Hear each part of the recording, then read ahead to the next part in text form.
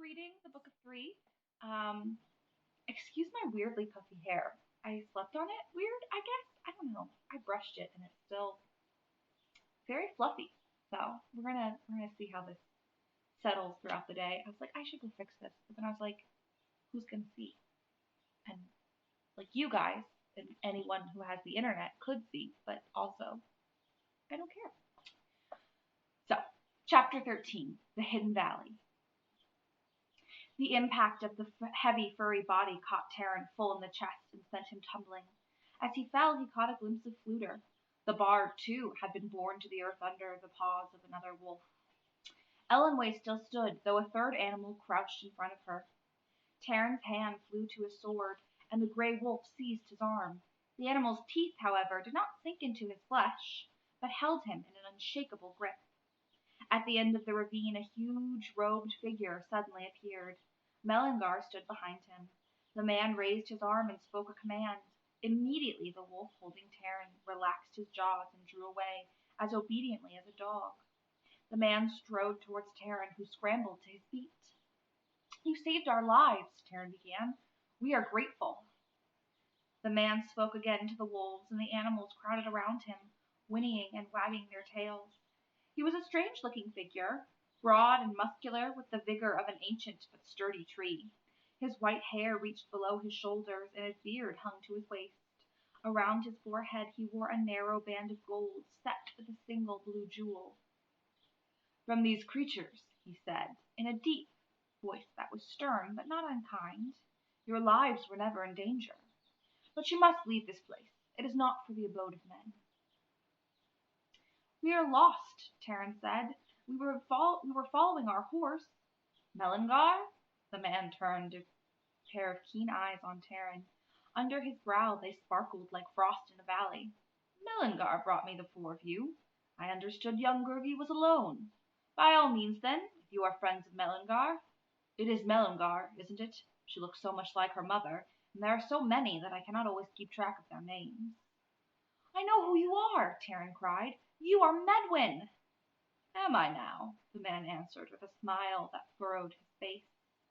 Yes, I have been called Medwin. But how should you know that? I'm Terran of Cair Gwydion, Prince of Dawn, was my companion, and he spoke of you before his death. He was journeying to Cair as we are now. I never hoped to find you. You were quite right, Medwin answered. You could not have found me. Only animals know the way into my valley. Mellingar led you here. Terran, you say, of Cair He put an enormous hand to his forehead. Let me see. Yes, there are visitors from Cair I am sure. Terran's heart leapt. Henwin, he cried. Medwin gave him a puzzled glance. Were you seeking her? Now that is curious. She's not been here. But I had thought. We will speak of Henwin later, said Medwin. Your friend has been badly injured, you know. Come, I shall do what I can for him. He motioned for them to follow. The wolves padded silently behind Terran, Ellenway, and the bard. Where Mellingar waited at the end of the ravine, Medwin lifted Gurgi from the saddle as if the creature weighed no more than a squirrel. Gurgi lay quietly in Medwin's arms. The group descended a narrow footpath.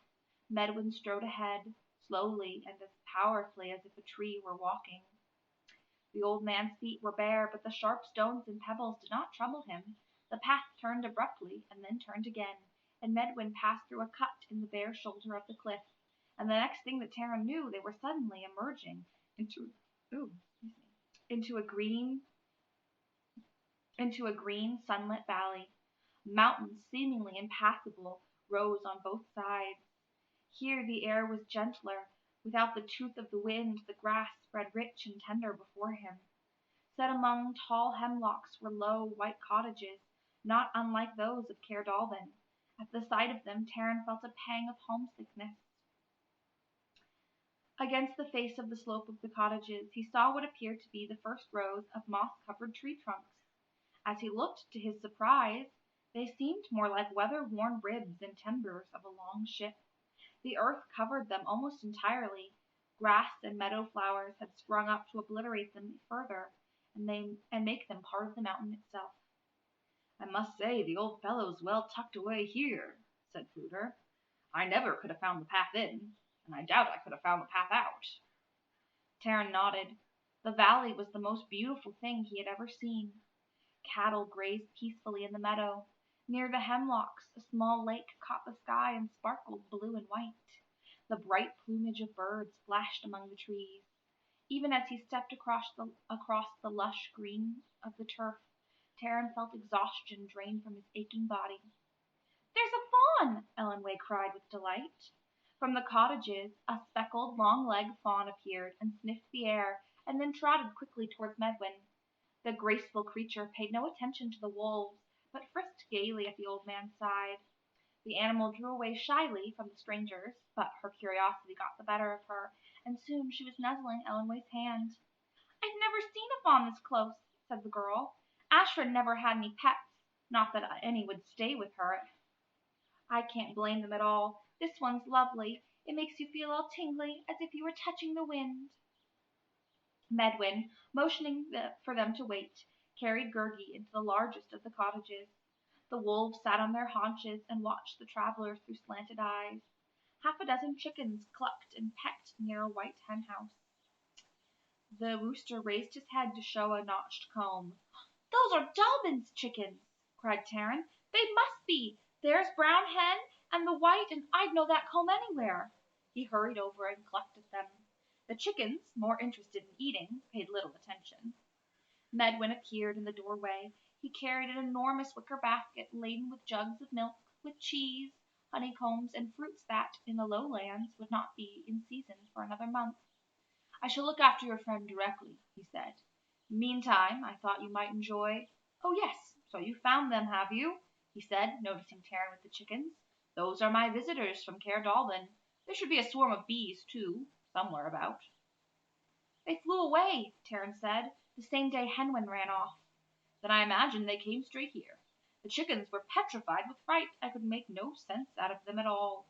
Oh, they settled down quickly enough, but of course by that time they had forgotten why they flew off in the first place. You know how chickens are, imagining the world is coming to an end one moment, then pecking at corn the next. They shall fly back when they're ready, have no fear. Though it's unfortunate Dalbin and Cole should be put out in the matter of eggs." "I would ask you inside," Medwin continued, "but the disorder at the moment. There were bears at breakfast, and you can imagine the state of things. So I must ask you to attend to yourselves. If you would rest, there is straw in the briar. It should not be too uncomfortable for you." The travellers lost no time in helping themselves to Medwin's provisions or finding the briar. The sweet scent of hay filled the low ceilinged building, and they scooped out nests in the straw, uncovering one of Medwin's breakfast guests curled up fast asleep. Fluter, at first uneasy, was finally convinced that the bear had no appetite for bards, and soon began snoring.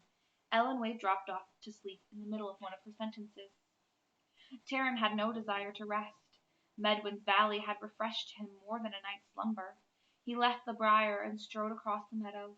At the far side of the lake, otters built a slide and were amusing themselves by tumbling down it. At Taryn's approach, they stopped for a moment and raised their heads to look at him, as though sorry that he was unable to join them, and returned to their game. A fish broke the water with a twinkle of silver scales, and the ripples widened at the last minute to flap. And the ripples widened until the last of them had lapped gently at the shore. Medwin, Taryn saw, had gardens of both flowers and vegetables behind the cottage. To his surprise, he found himself yearning to work with Cole in his own vegetable plot. Weeding and hoeing that he had so despised at Cair Dalbin now seemed, as he thought of his journey past and the journey yet to come, infinitely pleasant. He sat down at the rim of the lake and looked across the hills. With the sun resting above the peaks and the wooden skeleton of a great ship that stood out sharply against the mound that nearly enveloped it, he had little chance to study it, for Medwin appeared, walking deliberately across the field. The fawn trotted beside him, and 3 wolves followed. With his brown robe and his white hair, Medwin looked as broad and as solid as a snow-capped mountain. "Gurgie is more comfortable than he was," the ancient man said in his deep voice. The fawn danced at the lake shore, while Medwin ponderously sat down and leaned his huge head towards Taryn. "He will recover well. There's no longer any danger. not at least while he is here. I have thought long of Gurgi, Taryn said, looking frankly into the old man's grey eyes. He explained then the reason for his journey and the events leading to Gurgi's accident. Medwin listened carefully, head cocked to one side, thoughtful, while Taryn recounted Gurgi's willingness to sacrifice his own life rather than endanger the others. At first I wasn't too fond of him, Taryn admitted. Now I've begun to like him in spite of all his whining and complaining. Every living thing deserves our respect, said Medwin, knitting his shaggy brows, be it humble or proud, ugly or beautiful. I wouldn't want to say that about the Gwythans, Taryn answered. I feel only sorrow for those unhappy creatures, Medwin said. Once, long ago, they were free as any other birds, gentle and trusting. In his cunning, Aran lured them to him and brought them under his power. He built iron cages, which are now their prison in Anuvan. The tortures he inflicted on the Gwythans were shameful and unspeakable, and now they serve him out of terror. Thus he would strive to corrupt every animal in Prydain, no less than the race of men. That is one of the reasons I remain in the valley. Here Aran cannot harm them. Even so, were he to become ruler of this land, I doubt I could help them all. Those who fell into his clutches would be counted fortunate if they perished quickly. Taryn nodded. I understand more and more why I must warn the Sons of Dawn. As for Gurgi, I wonder if it wouldn't be safer for him to stay here. Safer?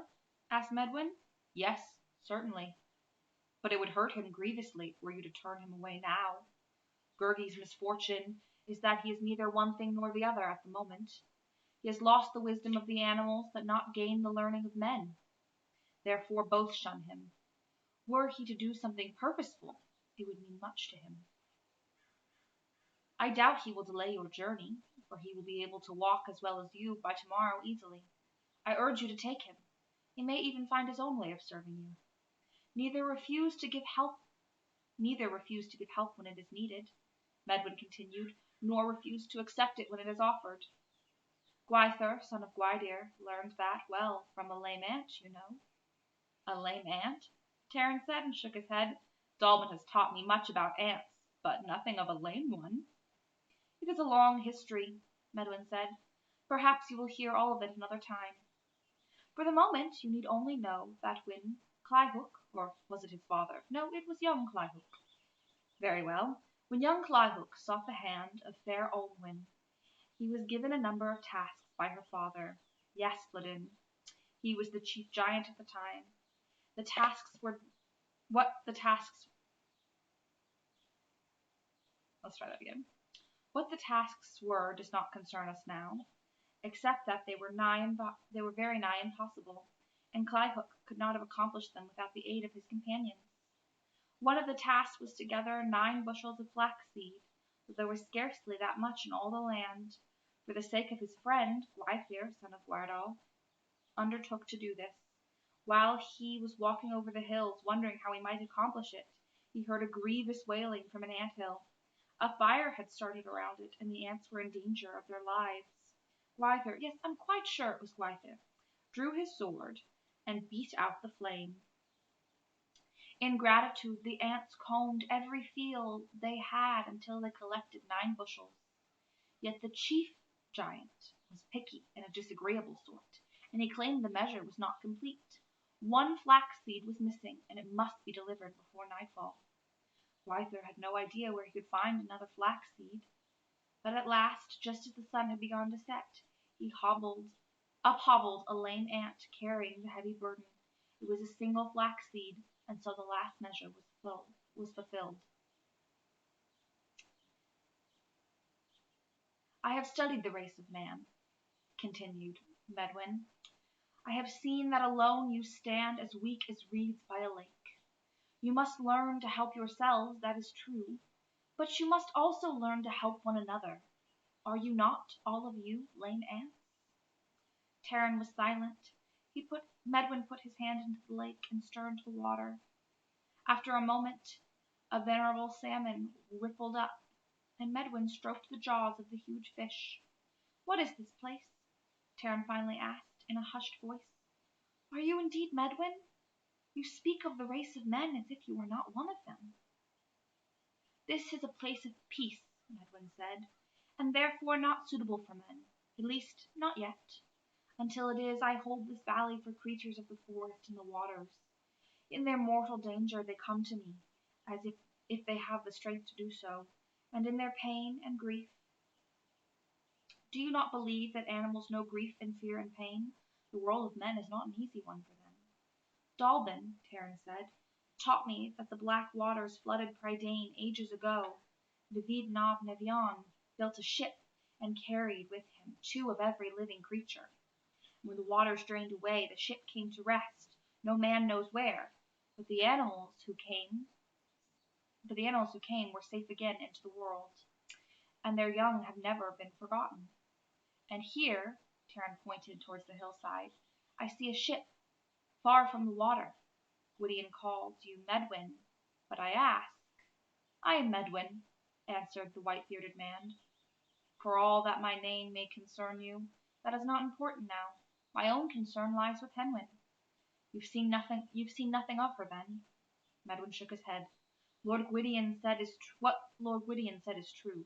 Of all places in Prydain, she would have come here first, especially if she had sensed her life in danger. But there has been no sign, no rumor. Yet she would find her way sooner or later, unless— Terran felt a chill ripple at his heart. Unless she has been killed, he murmured. Is that what you mean? I do not know, answered Medwin, though I fear it could be so. And that is the end of chapter 13. The next chapter is the Black Lake, and we will read that next time. I hope you guys are still enjoying the story, and I hope you guys have a good day. I'll see you later. Bye!